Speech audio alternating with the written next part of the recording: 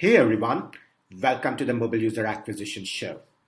In the Mobile User Acquisition Show, we feature interviews with the smartest folks in mobile and growth who share invaluable, actionable, tactical insights on every aspect of mobile growth and marketing, not to mention some adjacent areas just as well.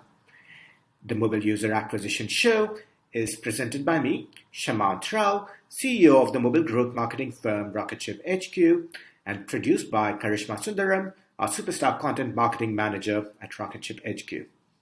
Each episode includes strategies, tips, and pointers from the leading edge of mobile growth marketing that you can use to unlock tremendous growth for your app in a sustainable and capital efficient manner. One of the questions that's come up in our workshop series, Mobile Growth Lab, has been about lookalikes and optimization, specifically what they will look like under ATT and SKAdNetwork.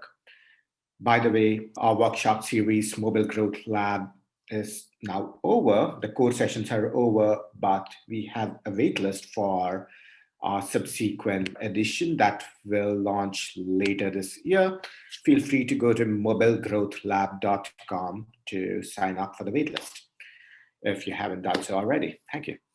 Anyway, so as we know, the cohorted post-install events that we all know and are accustomed to will be replaced by conversion values that are not linked to individual users or install times under ATT and SKAdNetwork.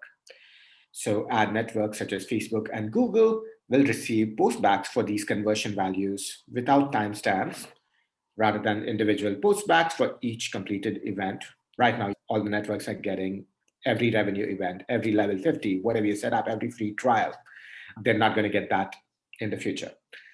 So right now, Facebook builds lookalikes based on a user's similarity to others that are in a seed list, based on the probability of completing events that seed list users have already completed. So if your seed list users are high value purchases for a social casino app, Facebook's going to look at other social casino apps, all the users who have done high value purchases, and it's going to exactly target them. And by the way, this isn't just true of lookalikes. We've said really that optimization is the new lookalike. So over the last few months, we've leaned into broad and AAA targeting on Facebook, especially on accounts that have had significant history. So essentially, this works very similar to lookalike targeting.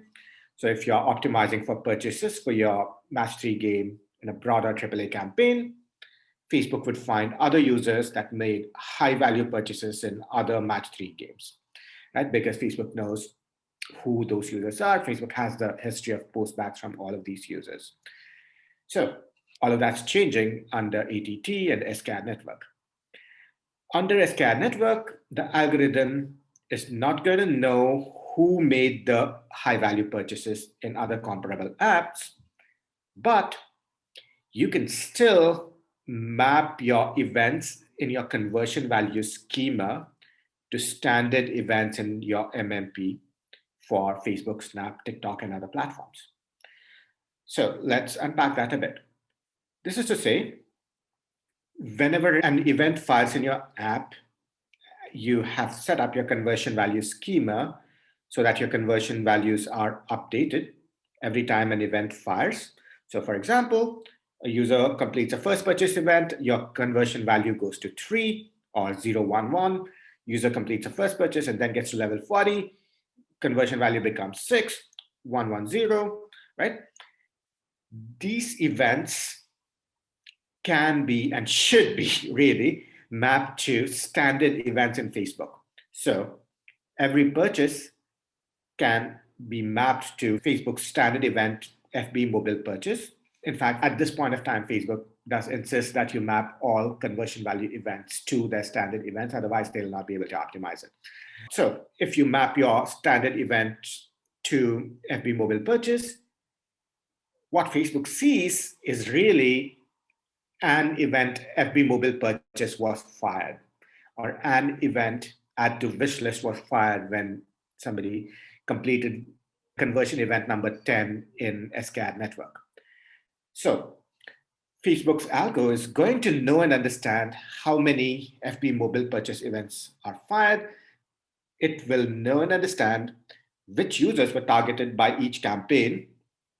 It will also know from its first-party data as to which users saw the ads, what their interests were, what their demographic profile was, and also which users engaged with the ads via clicks, video views, shares, likes, and so on and so forth. So with all of this, Facebook is going to form a probability of which users are likely to engage with which app, which users are likely to make purchases within each app, because you still see FB mobile purchase events coming in, and you can say, look, out of all the users that saw this campaign, out of all the users that have a certain interest profile, who is more likely to be a purchaser? And in many ways, this approach is very, very similar to that of probabilistic attribution that we talked about in an earlier edition of this podcast. This should be the episode with Chris Pham that you can check back on. This is also similar to some of the post-cookie solutions that are being proposed in the web advertising world, which I don't want to get in too much into the weeds about just now. But this sort of understanding of probabilities and propensities of a user to make purchases or complete post-install events lets Facebook group users into lookalikes or target users via purchase optimization or post-install event optimization. Because every time you're optimizing for purchases for FB mobile purchase, Facebook is going to target pools of users that it knows have completed the FB mobile purchase event in the past, even if it does not know who the individual users are. And needless to say, this form of optimization and building lookalikes based on SKAdNetwork aggregate data is way less powerful than today's deterministic optimization, almost deterministic lookalike construction, because in today's world, Facebook knows who's made a $10,000 purchase, and they can very clearly put them in a pool of targeted users if you're targeting high-value purchases. With all that said, what is also clear is that in spite of the fact that the optimization will be far weaker, you will be able to target event completers, and hopefully the platform's ability to target and optimize for event completers will get better over time as they refine the probability distribution, the understanding of the probabilities and propensities of users to complete certain events. For more tips, pointers, and strategies from the leading edge of mobile user acquisition, subscribe to our YouTube channel right here, or check out our blog, rocketship.hq.com/blog.